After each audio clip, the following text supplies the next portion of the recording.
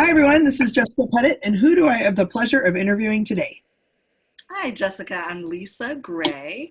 I have been doing diversity and inclusion work for a long time in and outside of higher ed, but my day job is UMBC's uh, Associate Director for Student Diversity and Inclusion within Campus Life. And when I'm not at UMBC doing that work, I am a active community diversity and inclusion ally and advocate to a number of different groups around all kinds of different D&I related topics that I care about. Excellent. And full disclosure, we are super good friends. And University of Maryland, Baltimore County was the very first job I ever had an on-campus interview at. That is amazing. Yeah. And I knew that I would love you with the moment I saw you. And this just confirms yet another reason why. I know, just another one. I only have my friends on the show. So that's actually not true, but you are definitely, I would consider someone that I look up to, and I really like how you do the work. So I look really forward to hearing what your thoughts are on some of these questions. So to get things started, I have two concepts that are kind of like rolling around in my world. And I'm curious, no wrong answer, I'm curious what your thoughts are. So the first one is around the concept of diversity dividend. So normally this kind of shows up around like bottom line or why we do diversity work in the first place. What does diversity dividend mean to you in thinking about like investment, action, and return? Wow. Well, since I do a lot of my diversity and inclusion work within a nonprofit public higher ed context, I will have to say dividend for me is about people at the end of the day. It's about making sure that people, in my case, young people, students, 18 to 23 usually, but young could be young at heart as well in terms of the work that I do. How can we amplify voices, create more space for those voices and people to be more of who they are in the skin that they're in? Yep. That is really the dividend for me. Perfect. And then how can they go out in the world and help other people do that? Mm-hmm. And I like that you used the word amplify. I think there was a point in time where like empowerment was kind of the buzzword. And what I think is really interesting is people whose voices are being silenced don't need to be empowered. They just need to be heard. They got lots of power, right? Also, Sky, my dog, is barking in the background. Her voice is very amplified. Yay, Scott. Yeah, go job. So the other one, concept-based question, and I think you're personally going to like this one, is asterisk other duties assigned. And this is often like the last line of a job description, but it also talks about kind of the unregistered or unrecognized labor of time and resources and things somebody is using by being the unofficial chair of an affinity group when they're the only one. What does other duties assigned mean to you? It really depends on the day.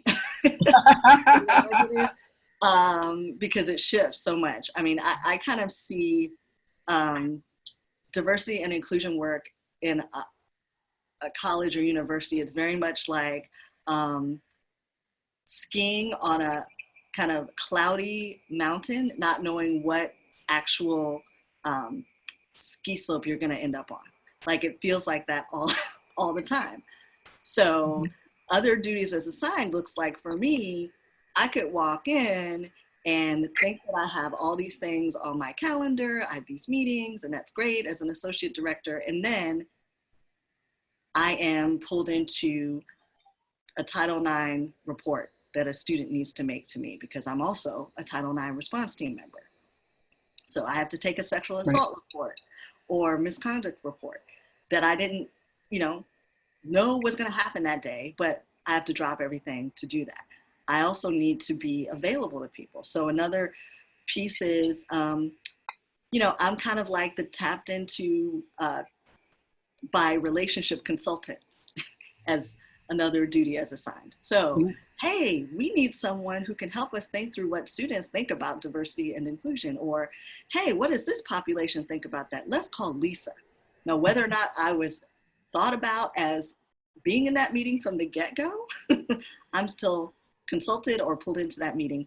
And that could be any number of departments on our campus, from some of our STEM departments to our social sciences and humanities. It could be folks in our president's office, our Office of Institutional Advancement. It could be a person from an off-campus community organization that we are connected to, right, through my work, who gets word that I am the person that does diversity work at UMBC, which I'm not the person. I'm part of a number of people. Right. My name, other duties as assigned, means I need to now speak on behalf of not only the whole area of diversity and inclusion at UMBC, but for the whole university. And depending on what I say, will determine whether or not that person thinks UMBC does what it's supposed to do around diversity and inclusion. Right. And I mean, you articulate that so well, in the sense that it's hard to explain to some people that it's an honor to be tapped. It's a privilege to have these relationships with folks. It is also exhausting to be like, you're the nice one, right? Like, oh, we'll call Lisa, she'll know. We don't want to bother these other people. But if you're good at navigating those relationships, you get bothered all the time, and then have to feed back to the folks who don't get bothered, and then ultimately how that connects to like the greater scale of the work. And that emotional and physical and mental labor that goes into that cannot be quantified. Like, there's no amount of money per hour or whatever that I could break that down for most people, because it is so subject to case by case layers and what it is I'm being asked to do, right? So there is that in-betweenness that is really slippery at times, because people like me at most colleges and universities, and even in the nonprofit world and in the community, we are expected to know all the things in terms of how to accept and to be respectful to all different people of all different backgrounds, and also do so in a way that other people don't know how to do it, in terms of language and other kinds of norms and values that go along with all of that. So we're held to a higher standard, right? Because, hey, you're the D&I person. What do you mean you don't know about X group? Well, it's also not compartmentalized, right? So like, you're not just a D&I person between 9 and 5 Monday through Friday. If I bump into you at a parking garage at a movie theater, now I want to decompress the movie, and you're like, I am out with my family. Like, right. I end up. Yeah. Go ahead. I was just going to say that I have kind of a reputation of connecting people, and I like to connect people. And I've had to learn, people will come to me and be like, oh, do you know Tony? Like, and I'll just say, Facebook is not currently open. I don't know. I might.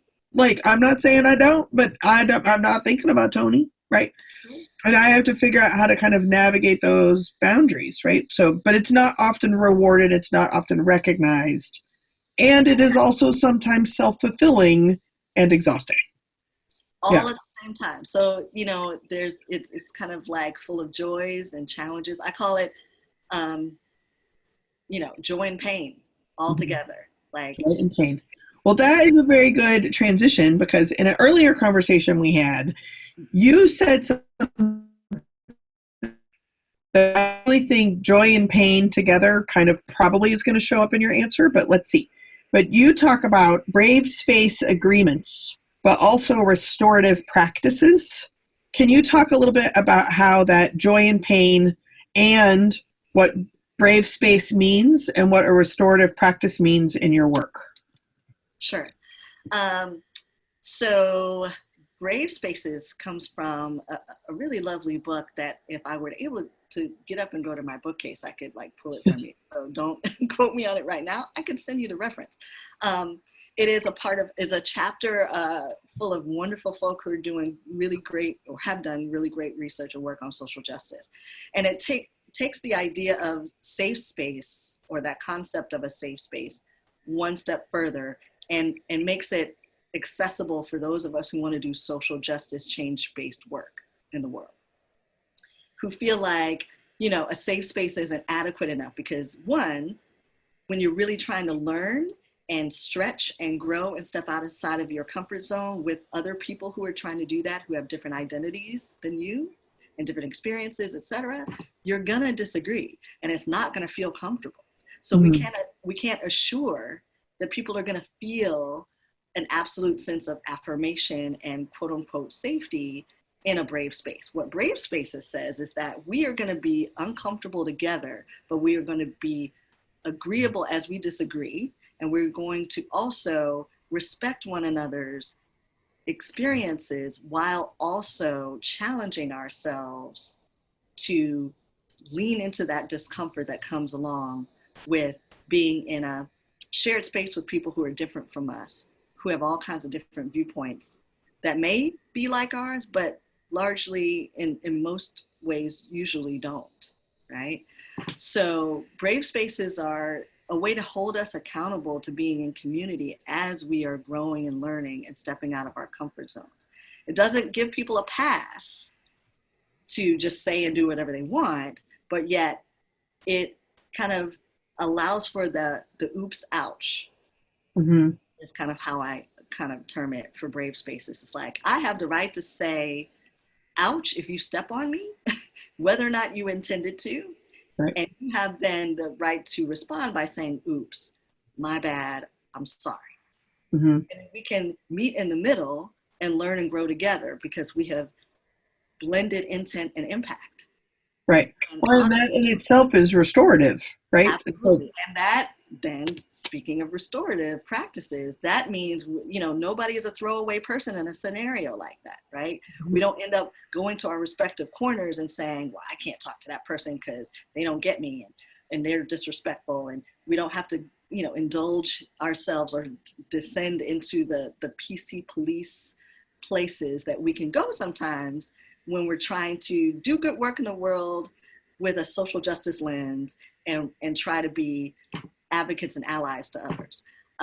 So restorative practices has been another layer to some of my work in that it's helped me to get to that place of, it's like another tool of doing the work where, because of the good work of our indigenous native folk who did community circles that restorative practices came out of, right? So I got to give honor to the folk who actually started this. It wasn't, the folks in most colleges and universities that are now using this as a practice. What it does is that it kind of says that there's been harm that's been done and we need to make that better. But the way to make that better isn't punitive. The way to make that better is by allowing the person who's been harmed to name the harm and to have that moment where they can express it, and the person who has created that harm to have to hear that and have to absorb it and then be held accountable to making that better. And they do it in community. So nobody, again, is expelled in a punitive way, which often happens when we kind of do verbal or some other form of harm to people, especially around diversity and inclusion differences and belief systems and values that we hold. We kind of cut people off. Restorative practices says that, no, all of us are in process and all of us need to stay in community. But there's a way to do that so that intent and impact, harm can be attended to so that those who are harmed can be taken care of and those who are impacted or have created that harm are held to account. It's beautiful and brave. Yeah, that's wonderful. Yes, yeah. They go hand in hand for me. Right. Thank you. All right. So now, two favorite questions, which is hard for me to switch because I'm thinking so much about what you just said. And it's totally stuck that no one is a throwaway person. right? Like, oh, that's so good. Okay, focus, Jessica. Okay, first favorite question. What have you changed your mind about lately? I have changed my mind lately about how I can show up and be available for what is needed in that moment in time. And that I can be okay with whatever that may look like. That's great. Great job. What do you absolutely know? I absolutely know that I do not know a whole hell of a lot. That's what I know. Oh, that's so true. All right. Okay, now lightning round. So these are questions from my icebreaker cards. You selected 3 numbers in advance. So there's easy, intermediate, and deep level questions. First one, number 7, is if you were given $6,000 to plan your next vacation, where would you go and what would you do? Ooh, $6,000. Well, first of all, I would probably try to go on Travelocity or some other travel sites to see if I can get a nice package deal. And a amount of money on the travel part. Like, however way I choose to get there, especially if it's overseas, try to get the best deal I can. So that's the first thing. Never pay full price is what I say for anything. So that's the first thing. The second thing I would do is I would think about where I've never been. So some of the places I've never been are Europe, Africa. I would think about it in terms of continents, right? And then I would think about the countries in those continents and, based upon how I'm feeling at that moment in time that I get that $6,000, decide on the country. And for me, because I've always kind of wanted to do an extension of my grandmother's good work around looking at our family history and genealogy, I think I would want to pick that up and kind of pick a country based upon some of what I know about my heritage through her. And she just turned 90 in October. So, so it'd probably end up being an African nation, but maybe not because I've got some Irish heritage too. So it might be Ireland or some other place. Or both, exactly. I would stretch that $6,000 as far as I could and wring it out again. Nice. Excellent. All right. Number 17, intermediate level. When and where have you experienced the most peace? Now, this may sound very weird. And to any of my family who might be watching this who say, but you used to go to church. What are you talking about? I'm going to say this to answer that question. Peace for me is a spiritual condition that any of us can invoke at any time if we choose to. That's what I believe. So for me, I am most at peace, or have felt the most at peace when I'm salsa dancing. Oh, nice. And that may seem counterintuitive, right? Because you're like in yourself, and that makes total sense. But I can tell you, I am activating all parts of myself when I salsa dance. And I have been able to be free of all the labels and shackles and stuff that other folks, society, well-meaning people try to put on me. I can shed all that and be free. So, and that feels very peaceful. Yeah. Oh, what a great answer. Excellent. Okay, number 47, deep, is given the ability, in what one Olympic sport would you most want to compete? Ooh.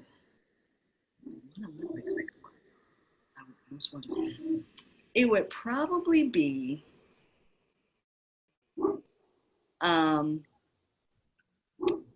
relay swimming. I don't know if I have the term right.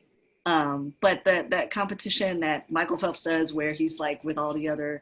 He's like one of 4 people. Yes, exactly. I forget what that's called. But I would want to. Relay. Relay. Excellent. Yeah, it just seems like it would marry the best of all worlds to me, being a part of a team of people that are all, kind of moving towards a shared goal. And then also seeing if I can beat my own personal best as I'm trying to help the team. Oh, that's great. Very cool. Hey, Lisa, you mentioned a book where you learned about brave spaces. Can you tell me about that book? Yes, I'd love to tell you about the book. It's called The Art of Effective Facilitation, Reflections from Social Justice Educators. It's edited by Lisa M. Laundreman, I believe. And there's a beautiful chapter in it called From Safe Spaces to Brave Spaces. And the subtitle is A New Way to Frame Dialogue Around Diversity and Social Justice. And the authors are Brian Arao and Kristi Clemens. Excellent. Well, thank you very much. I appreciate that. Lisa, thank you so much for spending some time with us. If people wanted to get in touch with you or follow up or find out about this book, which I'll make sure to put a link about Brave Spaces below, how would people get in touch with you? Well, I'm on Facebook, I'm on Twitter, and also on LinkedIn. Those are my 3 major social media platforms. I can't take on any more at this point, so please don't ask me. Find me on those 3 platforms. Lisa Gray, you can search on Facebook through the UMBC network. If you're connected to us that way or to that community. And other searches are pretty easy for me for Twitter and LinkedIn too. So, but if you know and remember UMBC, that's a trick to searching for me because Lisa Gray is kind of a common name. So, but not a common person. Oh, thank you. Thank you so much for being with us. I really appreciate it. This has been great. Yes, I have enjoyed my time with you, and I miss you in person, Jess. You're such a light, and I so remember all the good work that you did for us here on campus a while back, and would love to have the opportunity to do that again with you. But hey, I will take seeing your lovely face virtually too for now. Thank you very, very much. You're welcome.